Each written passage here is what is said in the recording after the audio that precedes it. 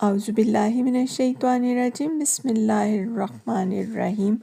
اللہم فقہنا فی الدین، یا اللہ ہمیں دین کی سمجھ بوجھ عطا فرما، آمین یا رب العالمین۔ آج ہم سورہ آل عمران کا ترجمہ آیت نمبر 58 سے شروع کر رہے ہیں۔ اے نبی صلی اللہ علیہ وآلہ وسلم، یہ آیات اور حکمت سے لبریز تذکرے ہیں جو ہم تمہیں سنا رہے ہیں۔ اللہ کے نزدیک عیسیٰ کی مثال آدم کی سی ہے کہ اللہ نے اسے مٹی سے پیدا کیا اور حکم دیا کہ ہو جا، اور وہ ہو گیا۔ یہ اصل حقیقت ہے جو تمہارے رب کی طرف سے بتائی جا رہی ہے، اور تم ان لوگوں میں شامل نہ ہو جو اس میں شک کرتے ہیں۔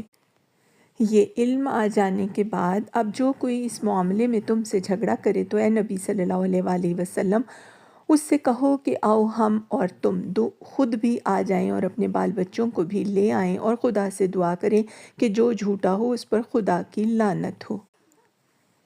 یہ بالکل صحیح واقعات ہیں، اور حقیقت یہ ہے کہ اللہ کے سوا کوئی خداوند نہیں ہے، اور وہ اللہ ہی ہے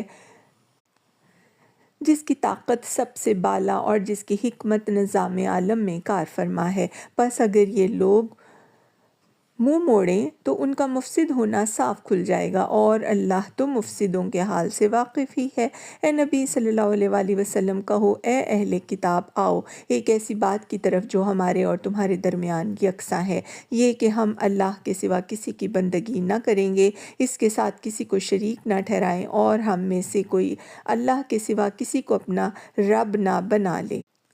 اس دعوت کو قبول کرنے سے اگر وہ منہ موڑے تو صاف کہہ دو کہ گواہ رہو، ہم تو مسلم ہیں۔ اے اہل کتاب، تم ابراہیم کے بارے میں ہم سے کیوں جھگڑا کرتے ہو؟ تورات اور انجیل تو ابراہیم کے بعد ہی نازل ہوئی ہیں، پھر کیا تم اتنی بات بھی نہیں سمجھتے؟ تم لوگ جن چیزوں کا علم رکھتے ہو ان میں تو خوب بحثیں کر چکے، اب ان معاملات میں کیوں بحث کرنے چلے ہو جن کا تمہارے پاس کچھ بھی علم نہیں؟ اللہ جانتا ہے، تم نہیں جانتے۔ ابراہیم نہ یہودی تھا نہ عیسائی، بلکہ وہ تو ایک مسلم یکسو تھا، اور وہ ہرگز مشرکوں میں سے نہ تھا۔ ابراہیم سے نسبت رکھنے کا سب سے زیادہ حق اگر کسی کو پہنچتا ہے تو ان لوگوں کو پہنچتا ہے جنہوں نے اس کی پیروی کی، اور اب یہ نبی اور اس کے ماننے والے اس نسبت کے زیادہ حقدار ہیں۔ اللہ صرف انہی کا حامی و مددگار ہے جو ایمان رکھتے ہوں۔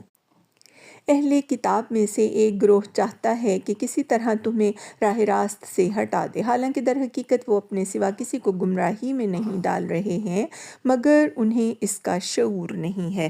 صدق اللہ العظیم، وآخر دعوانا ان الحمد للہ رب العالمین۔